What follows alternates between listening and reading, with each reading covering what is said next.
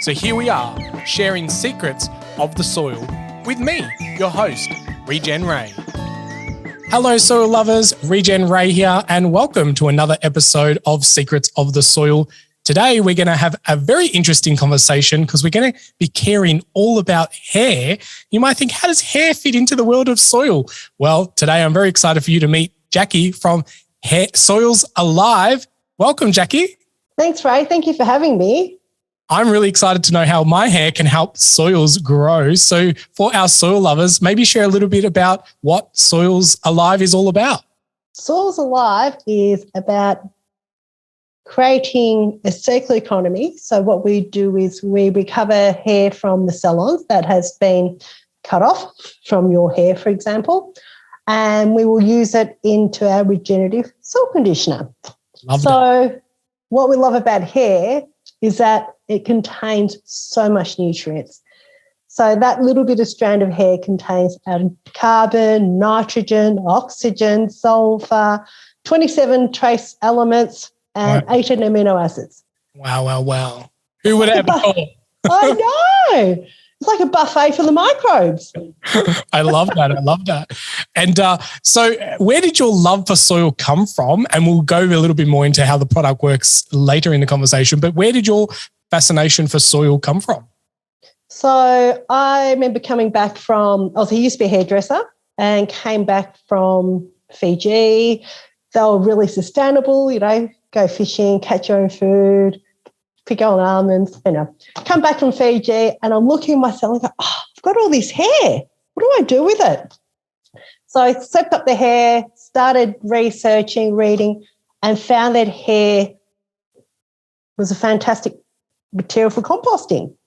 So anyway, fast forward that, decided that I wanted to get into the world of composting and found a compost business for sale. So I decided to close up the shop and go on my composting adventure. Wow. But the purpose of that was when I was learning about hair and compost was the benefits it had for soils.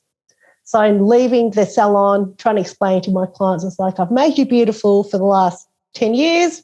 We're now going to make you beautiful on the inside because how I feed the soils is how I feed you. So I opened this business, and the compost business actually spent a lot of time. The previous owners were involved in soil food web. And there was a course in Dookie at the time. So I thought, I'll take on this adventure. Went to the soil food web course and I met Helen Hugo and Dr. Mary Cole. So they have been my pioneers of soils back 2011. So that's more than 11 years ago. Wow. I know, it's crazy, isn't it, that people have been in this space for so long. And it's still And, it was back in the day where composting wasn't huge. So for me, it was like, I really want to make good compost, want to understand about microbes, what do I need to do? And at the time, I was getting involved in the waste industry, into the organics industry for our green waste. And I knew a little bit about the industry, and I thought, if I could capture all this material, I'll be farming microbes. And what a great idea. So that was where I started. And from then on, it's been the composting journey. Love that. And so with the compost business that you took over, was that more like a worm farm, a thermal compost? Like what type of composting were you doing there? So there was an adjacent feedlot. So the guy was actually doing open window composting and was undertaking the soil food web system. So I took that on, and we were at the time taking tomato pulps from Heinz. So we're integrating that. And I came in at a time where it was after the last floods, not the current ones, and there was a lot of spoiled silage. So it initially was just taking on local farm waste and turning it into a product. Yeah, I love that. So there's obviously a common theme here of like circular economy and looking at one waste to be the input of another product. Has that been something that you've done many times, or is there a background, some studies around circular economy, or you just feel like it's the right thing to do? I think it's just felt the right thing to do. I feel like that it kind of makes sense. Yeah. We can't keep taking. We got to give back. And I think back in the day, and I think Elaine was on this path, and Helen Hugo and Dr. Mary Cole, was that it was all about giving back. We're coming up with a solution. How do we find what's there and create a product, resourceful product that would be beneficial? Yeah, absolutely. Yeah. Being at that grassroots of the movement, and it's interesting because it's almost going back to basics or back to the way it used to be done, and removing the complexity that we've kind of created, and looking at the fact that you went from a hair salon and seen all this waste of hair, and then went into the composting world, which is like completely different. But then you've been able to find this intersect of it joining together. During your composting journey, when did you kind of realize that hair could also be used in the work that you're doing? Oh, so that was at the start when I was researching about hair. I knew it made good compost, and the reason I bought the composting business was to collect hair from salons. But that never really took off. It was one of those things that I don't think the timing was right. Yeah. So I did collect hair from my salon, and I took 100 kilos of hair from my salon to the composting site. It did take a few years before I started composting it. But and I kind of wondered what was the reason. At the time, I was very green to the word of composting. So it's just, there's so many ways to compost. How do I get the best quality compost? And just to throw hair in there wasn't going to be the right solution. So it took me down the journey of learning the art of compost and the science of composting.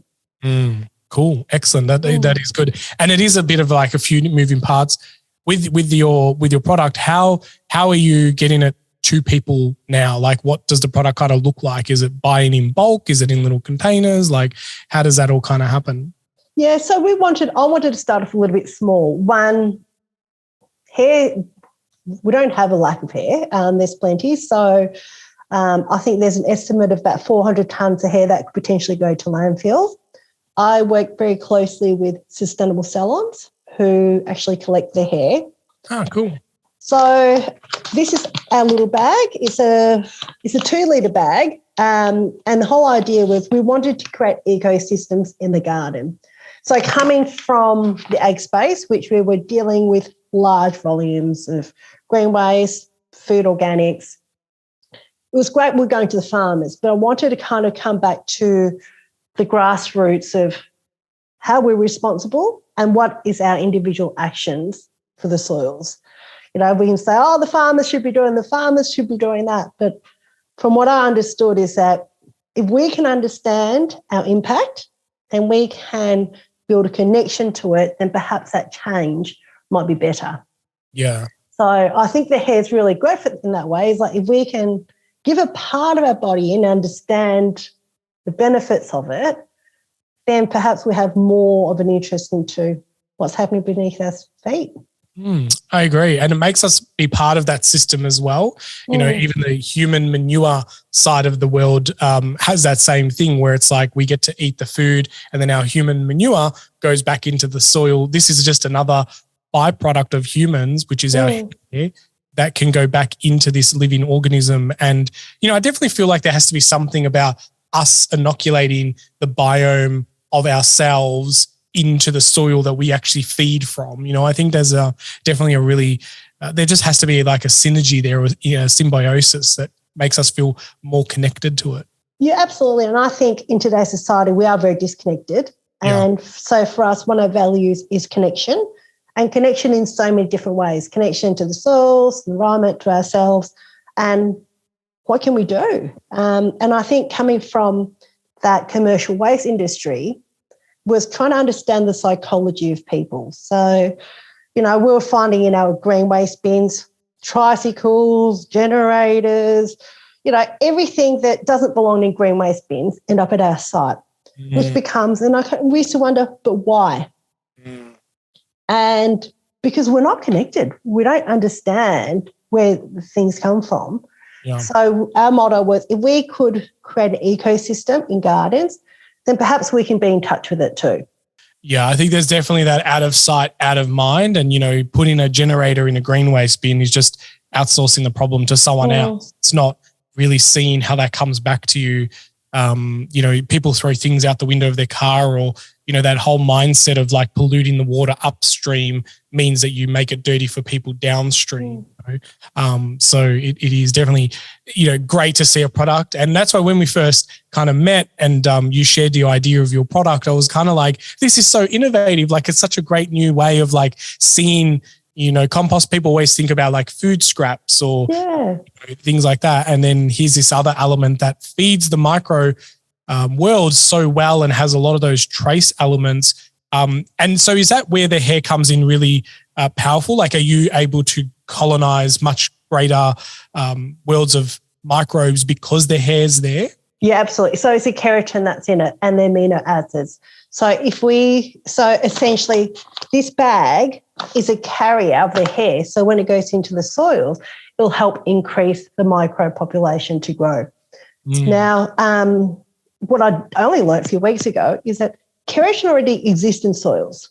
It's part of nature.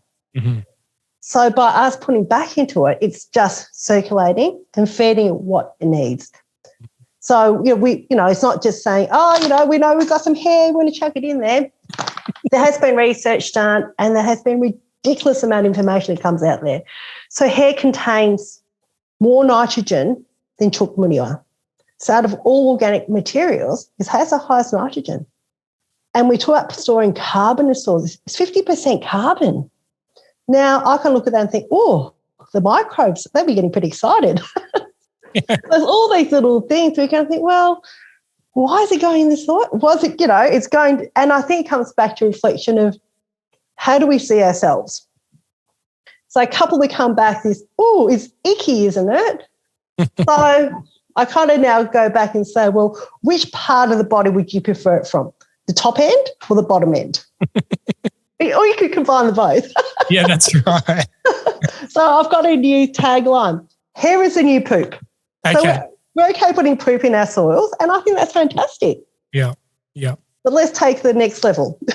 I wash my hair. I'm not sure how often you wash your poop, but I wash my hair. Yeah, I love, and so do you have to in your processing side of things, are you cutting it up into fine little pieces and or you just putting the hair in whatever length it is and mixing it in with some compost? How aged is the hair as well before you put it in a bag? The hair's pretty fresh, so it is cut into little pieces. So there's lots of trial and errors and processes I've undertaken before I got to this level, got to this product. So it's cut quite short so that it breaks down and also allows it to be more homogenized, because when it's quite long, it clumps and it's quite lumpy, which makes it hard for the microbes to break down. But also by cutting smaller pieces, we tend to find that it's a snail repellent as well. So because of the prickliness, the snails don't enjoy it. So it's a bit of a suicidal mission. and depending on how much you use, it is also a pest repellent as well. So I use hair at the back of my backyard to keep the foxes away because I don't like the scent of humans. So it's all these amazing qualities that's in the bag. Wow. And I think more of those things are going to unfold as more and more people start using and adopting and innovating. Like, I think so, like, being a fox deterrent, is that something that you always thought could work, or is that something you've discovered, through trial and error, and the same with the snails? Look, I think this is pretty open knowledge. You kind of Google the benefits of hair, and there's people say, yep, it keeps deers away, it keeps rabbits away. Wow. I haven't experienced that, but I do remember local farmers say, yep, I go to the hairdressers and he puts hair in a stocking. And he said, yep, I'll put this all around my garden and it keeps the foxes away. Wow. I didn't know that, so I've learned something. There you go. Yeah, it's kind of quite amazing, isn't it? It's like this little bit of thing that we look at and we take for granted, but has all these amazing qualities. Yeah, love that. And the snail repellent, I think, that's a win-win for everyone. Snails are definitely a hard pest to control, and getting them to stay away is good. And so do you mix this into the soil or do you just sprinkle it on top? How does the application of this work? I do a couple of ways. So one is I use it as a bit of inoculant for the root zone. Okay. So I recommend to my clients or myself, I do a lot of this. So I'll dig a hole before I plant my seedlings or seeds. I'll sprinkle a little bit into the hole, cover it up. And if I'm using it as a snow repellent, I'll pop some around the base of the plant. Excellent. And at a larger scale, how would, is this something that you think will go into like the farming world or the more, small scale farming? We haven't gone to that far yet. So we're looking to explore that. So any soil lovers out there who might be interested to, come on a journey with us and do some trials would be more than welcome to have that conversation. We invite you to connect with us. We are open to options. So for us, it's just let's get to market. I've been sitting on this for the last 15 years, so I need to go out and get it out there. Yeah, and you've already been doing that. You've got a couple of shops already stocking the product and so forth. How has it been received? Yeah, I wasn't sure, but everyone's quite open and welcome, and they feel like that they've learnt something. And I think that's what we want to do as well. So it's not just about the hair, but we feel that if we can educate the benefits of microbes and soils, then we're also part of this, getting on this journey as well. Yeah, I think that's a very interesting point. Like sometimes people need a different way into this world, So some people it's, composting, and others it's, recycling hair or that circular economy. Others it might be about yielding better quality food or nutrient density. I feel like everyone always has their reason of why they go deep into this soil world and this microbe world. And this is just another one of those things where it's like, well, if hair's your thing, then here's your entry. But we want to build that connection too. I mean, you mentioned about gut biome and the food quality and micro and nutrition density. That's where we want to take this angle on, is if we can have healthy soils and you're growing this in your backyard, you're consuming this because you know the benefits of it, then it is truly a circular economy. Good soil biome, good gut biome. The healthier your hair is, the healthier the soil's going to be. So it's a bit of a win-win. Yeah, absolutely. Win-win for everyone. Yeah. Excellent. And so you've mentioned the word regenerative, and you've also used the word soil conditioner.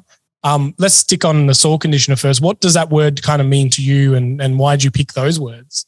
So soil conditioner, because I guess for me, the composting word has been overutilised and I wasn't sure what to go into. So regenerative, because we're making a change in the soil.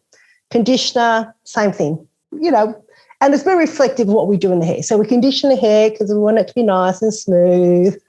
We have hair regeneration because we're losing our hair, so we want to grow hair. So it's a bit of little cheekiness in there. Play on words. I love that. Yeah, absolutely. Yeah, cool. Are you in Mark?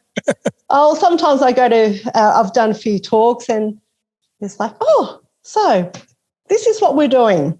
Yeah. And there's a few bald men out there and I was like, sorry, this isn't devoted to you because you have no hair and you have no input into this product.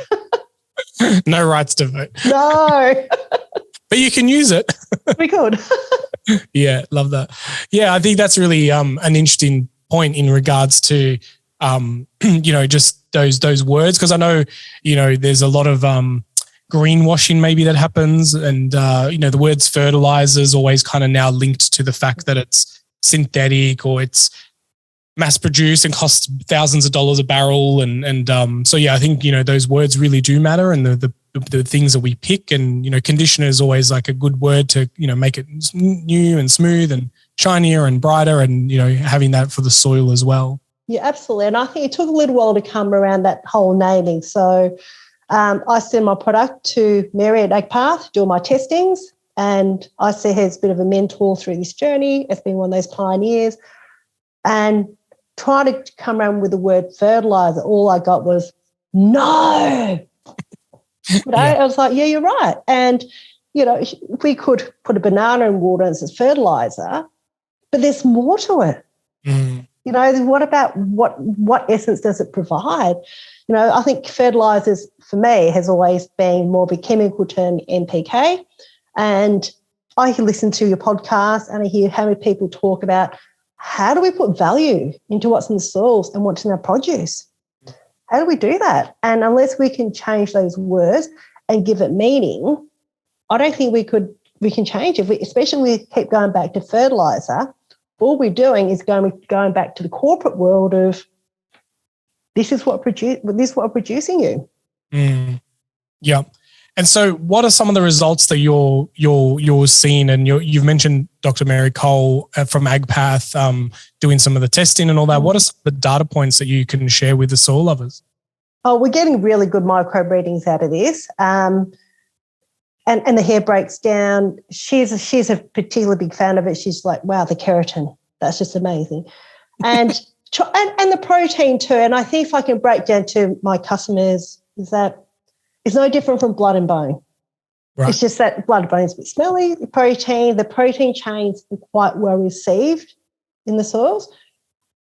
And the fungus attach itself. And you can see it you can actually see it. When I create it, I can see the ecosystem brewing in itself. It's like a little bag of microbes. And it's fascinating because we don't see that. Yeah. No, that's good. That's good. I think we're going to take a quick break, and then after the break, I want to dig a little bit more into like the ways that we can use it. I'm curious to know whether you can brew this and then use it as a foliar spray. So soil lovers, stick with us. Hello, soil lovers. I hope you're enjoying today's guest and this podcast, but I wanted to just let you know that when you get excited about soil, just as you're hearing about our guests, then you will want to check out the Soil Learning Centre. The Soil Learning Centre is a hub that we put together and digitalized all the content over the years that were originally on DVD into this online learning experience. So if any of our guests or any of the topics that we speak about during the podcast whet your appetite and you want to get your hands dirtier and dig deeper and get educated around different things around soil, whether it be biodynamics, permaculture, whether it be using a microscope, or whether it just be hanging out with other like-minded educators, mentors, and facilitators, then the Soil Learning Centre is a place for you to hang out and dig deeper. That's the soillearningcentre.com. We have lots of different programs, courses, and even a membership. So if you want to belong to a community of other soil lovers, then that's the place to hang out. Well, until we meet again, enjoy the rest of this podcast. Back to the program. Welcome back, soil lovers. You're hanging out with Regen Ray and Jacki from Soilz Alive, and we're talking about why you need to care about your hair in your soils. Welcome back, Jacki. How you doing? Thanks, Ray. You're good, thank you. That's good. I wanted to know a little bit more about how we make this product go further. Can it be brewed? You know, in the composting world, there's this big movement of like brewing and having aerated, activated, and then using it as a foliar spray. Is that something that can be done with this product when it's been sitting in a compost heap for a while and activated all those microbes? Can you stretch it out by brewing it? Yeah, absolutely. So I did this at home, slowly trying to introduce that to my clients or customers, how they can use that in their gardens as well. Yeah. So I think it is something that's important. Whether they want to brew it or they just want to make a tea out of it, that's up to them.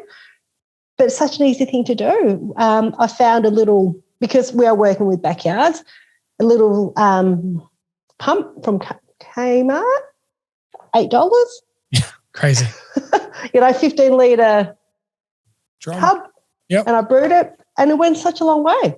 Yeah. That's what I was thinking about. Like, how can people create a product that kind of, especially for farmers, they're always thinking about how they can, brew something or stretch it out so they can be sprayed, in a bit more of a bulk method. So I think that's really, really cool stuff just to create different uses for it. You obviously have to like not use the hair part because you wouldn't want all that going through the system. But, by that point, I'm assuming the microbes have already done their part and they started to break down the hair. How long does it actually take for the hair to kind of disappear? It depends on the environment. So they say up to 2 years. So I hate using the word. So the way I think of it is that think of 2 years of longevity food for your soil plants. It's like slow release fertilizer. Exactly. I know. That's how it. So yeah, absolutely. So I've put lots in my garden, and I've seen it gone in 6 months.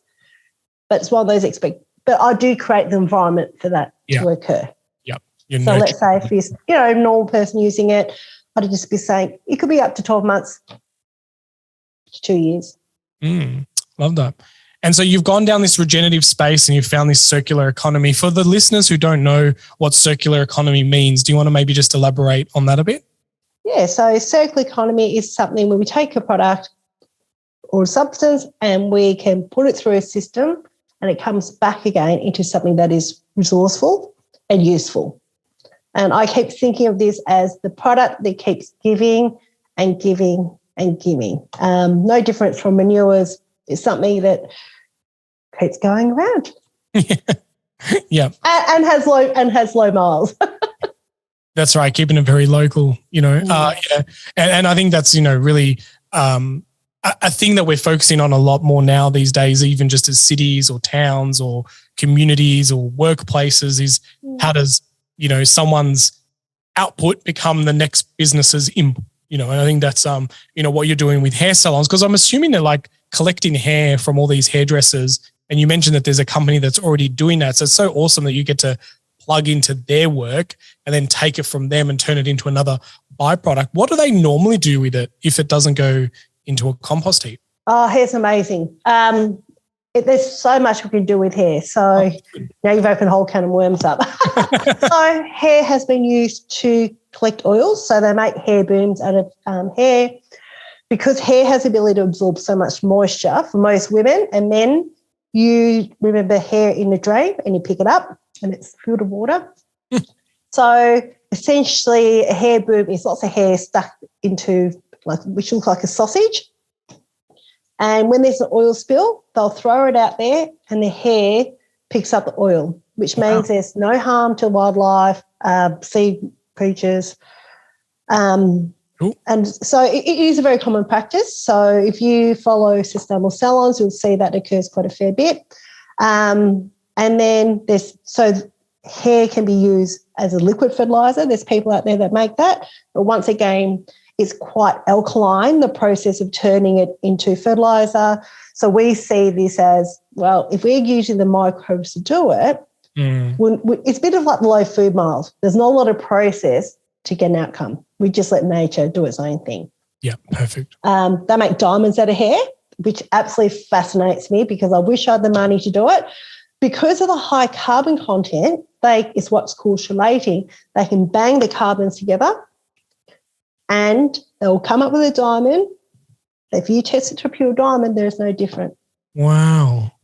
It is amazing. Like, use hair. So that means you can use your own hair to make your own diamonds. You can. Absolutely. Wow. Yeah. That is crazy. I never knew that hair was so versatile. Like, you just think it gets cut off, it goes on the ground, it gets swept up and in the bin it goes. Yeah, absolutely. And because we're now looking at this circular economy and how do we recreate a product or byproduct, there's so many things coming out. So because of hair, the strength of hair, they can use it to make concrete. Wow. I would have thought. Hair is fantastic for clay soils. Because of the quality of hair, it actually opens up the soils. Wow. It is amazing. It is amazing. Why has this been kept a secret for so long? Well, because I don't know. Well, I'm glad that you're... I don't know. I wish I could answer that one. And we're like revealing secrets of hair that can be used in soil. Because I'm the crazy hair lover. Hair lover and soil lover combining together. I love that. I think it's really interesting to see. I get very excited about innovation and, businesses and startups that play on the fringes of things, things that aren't mainstream and aren't uncommon. What are some of the challenges that you do face in your day-to-day operations? Like, is it collecting the hair or do you have enough? Like, do you I collect it. So, like mentioned, sustainable salons collect the hair. So we've got a really good arrangement with them. So for me, it's now getting out to the marketplace. I think the timing is right. I think people are a lot more open and receiving. There is still that slight icky factor that I have to overcome. Yeah. But I think when we do little jokes like, poop or hair, that might start opening some yeah. thoughts. Yeah. Yeah, no, and playing like, you don't want the hair in your food, but you want it in your soil type of thing. Yeah. So we manufacture product to another company, and they call their product Just Hair No Shit. Yeah, okay. I thought that's quite fitting. Well, they say label it, label the can, what's inside it. So that's that is quite clever. And so the word regenerative, what does that actually mean to you when you say, regenerative, soil conditioner? What does that actual word regenerative mean for you? Regenerative for me means that something's going to regrow, rechange, and just change. It's change the soil composition to create new, to bring to new. Yeah, I love that, regrow. And it's, again, a pun on words because your hair regrows and now you're growing the soil and regenerating that and letting the microbes come in and encourage them. And I think, when you create the right environment, the microbes attract themselves, and they come in abundance because there's all these micro nutrients available for them to do what they need to do best. So yeah, absolutely. And, it comes back to if we left nature to do its own thing, they've got us sorted. It's only when we start interfering we don't get it right. So at home, if I've got a pot and I put it on the soil, the plant grows really well. If I put a pot sitting on concrete or cement, it struggles. Yeah, wow. Yeah, because you're going to feel like, the root system's talking to the soil, even though it's in the plant. There's that communication occurring between plant in the pot and the soils. I know. I definitely agree with that. I was talking to another podcast guest the other day about vertical gardens and, they're these factories of in-house farms and, they're just not connected to the soil, and I think there's a big element that's missing and maybe even an energy or a flow or a vibration that we don't even know exists yet, Oh, absolutely agree with you, Ray. And I think this is why I love what I do. Like, if I'm having a bad day and I mix my product, hair and soil, it's like, woo, this is amazing. I love that. Coming from the startup world and the business and entrepreneurship, they always say, grab your passions and see if you can do a Venn diagram and see where the overlaps are. And you've grabbed this passion of soil, this passion of hair and, moved them together and created this whole new way of thinking and product and kudos to you for having, I guess, you said it took you 15 years. Why did it take you so long to get there? We go through, we go to different movements in life. I think I had to learn about compost. Yeah. Okay. Well, I knew how good hair was. I look back when I first started this journey, I knew nothing about compost. I didn't know what was in it. I was just at the very beginning of something that has now expanded. And there's so much more awareness of how good it is. But now it's taking one step further. So when we had the composting organics facility, we were one of the first to compost chicken mortality because it was back in the era where chooks, they were dead chooks, they'll be put into a big hole and deep burial and that was it. But because of my understanding of hair, I could put that into practice where we could get or be permitted for composting dead chooks. And it came up with beautiful results. Same thing, working with how the microbes are going to break it down, what microbes are going to attract, and what's the end result. Yes, I think that's a really good point where like sometimes you might have a really good idea, but you might not be ready to solve it or you need to go and do like an apprenticeship, I guess, that, of the composting world before you could like link them together. And I think it's good that, you've had years or decades of thinking and, workshopping and floating the idea and getting to different experts and mentors and picking their brains and getting to where you are today. So where can people get the product from? Like, do you sell it online or is it only at shops that stock it or? Yeah, we are online. So if you'd like to visit our website, www.soilzalive.com.au, I think Ray will give you the website. There always links around the video. And just we are looking for stockers. We've just got them locally in Bendick at the moment, but we'll be looking to grow our reach in the coming year. And are you looking to take this global or are you working with anyone from overseas who's doing it for other parts of the world? I'd love to take it overseas. I would love to have every backyard using hair. I just think that if we could do that, nature will be very happy with us. So look, yes, let's keep keeping to the low-hanging fruit and do it locally, and then would love to expand it internationally. Love that. Well, Jacki, are you ready to become the voice of our soils? Absolutely. Good stuff. So you have now become the soil. You're embedded its energy. You're covered with Soilz Alive hair conditioner product. What would you say to the 8 billion people that are on our planet today if the soil had a voice? Love me, nourish me as you would do your hair, and the soil would be a very happy place. I love that. Yes, I love that.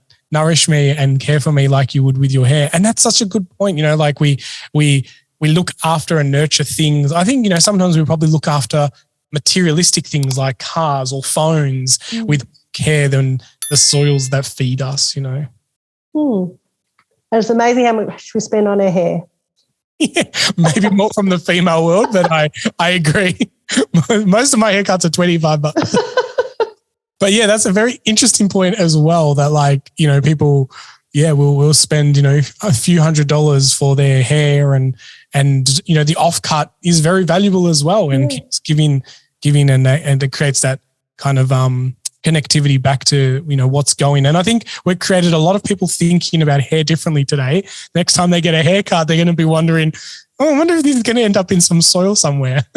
I hope so. Excellent. Jacki, anything else you'd like to share with our soil lovers? No, thanks, Ray. Thanks for today. Really enjoyed having a chat with you. No, thank you for creating an amazing product that really caught my attention.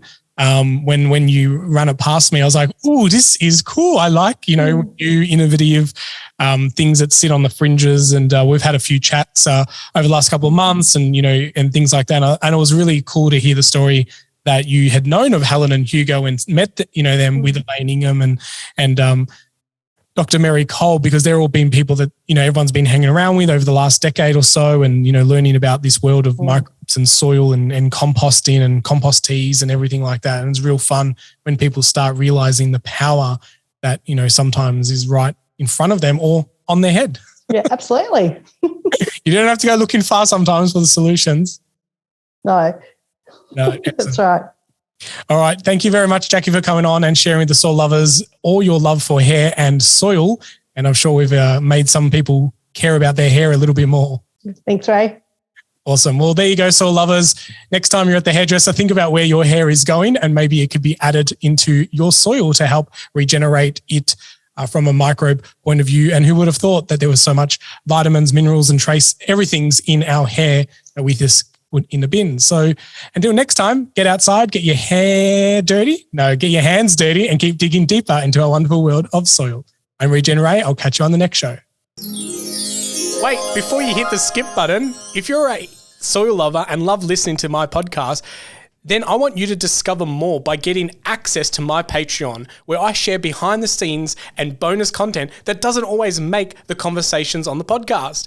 So head over to secretsofthesoil.com/support, where for a very small fee, you get to hang out with me and other soil lovers, where we get to geek out about soil and get access to exclusive content.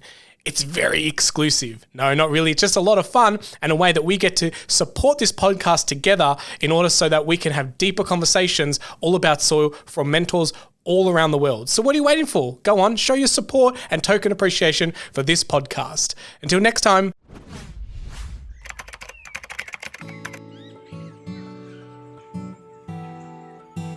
Well, soil lovers, that's enough secrets for one episode. I really hope that you enjoyed all the secrets shared during this conversation. But hey, let's not keep it a secret.